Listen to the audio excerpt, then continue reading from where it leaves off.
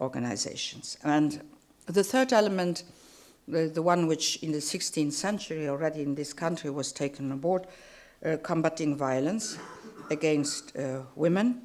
A recent Eurobarometer shows that 1 out of 4 Europeans know somebody who has been a victim of such violence.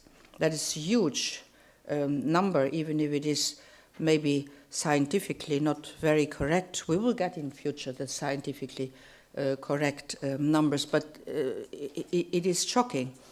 And that is why I will present in spring next year a package on the rights of victims, with soft law, with law, and all kind of steps which we need to take to ensure that the rights of victims are effectively protected. Something I have seen and which has shocked me is that de facto the victims are nowhere, also in the court procedures. The offender is greatly taken care of, the victim is ignored. So the victim is victimized a second time. I think that is not fair, and we're going to change that. So there are some elements, major points in the gender equality strategy. And we all know that beyond the fact that equality is a fundamental right, it is also an economic growth factor. And women really, I do believe, represent an economic treasure. Look, 60% of the new university graduates are female. So what are we doing with these well-prepared women? We are losing them somewhere afterwards. But that is money badly invested. If you invest so much in order to have top quality human beings, and then you just let them go, economically not sound. We should utilize this talent into our economy in order to overcome the economic crisis on basis of the best assets. And the best assets are human resources. So I don't understand why we leave half of these human resources just go. We cannot afford to waste women talents in the future. But it is not just about getting women into the jobs. Also have to see what kind of jobs. 32% of women work part-time compared to only 8% of men. This is then, of course, reflected in lower pensions and in a very high risk of poverty. And there is something very interesting, something which has struck me. The difference between mothers and fathers. When a man becomes a father, he professionally works more. When a woman becomes a mother, she professionally works less.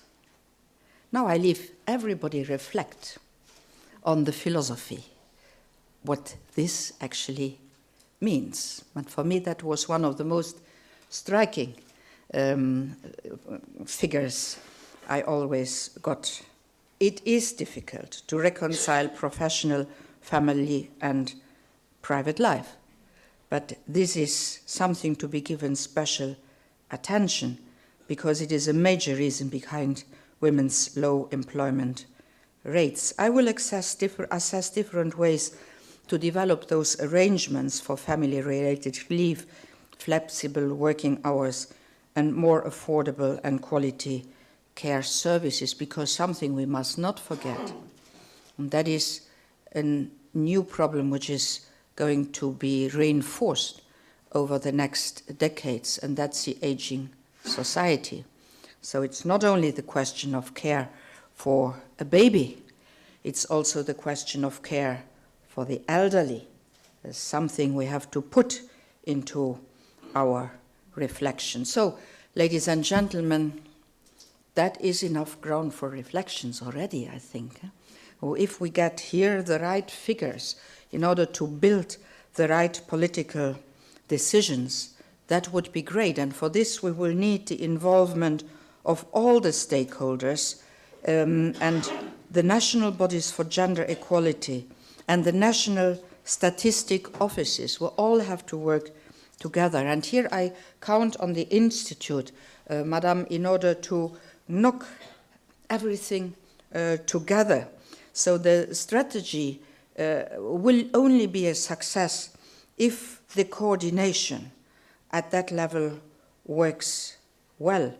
And I must tell you that the Commission and the Member States have great expectations of the Institute. And we really want this Institute to become a European Center of Excellence in the field of equality between men and women. Now you have everything. You are in this beautiful city of Vilnius. You have a good team. You are building up the indispensable collaborations. There was something which was missing so far. That was the logo. And now you got even the logo. So there is no reason anymore not to get it really started.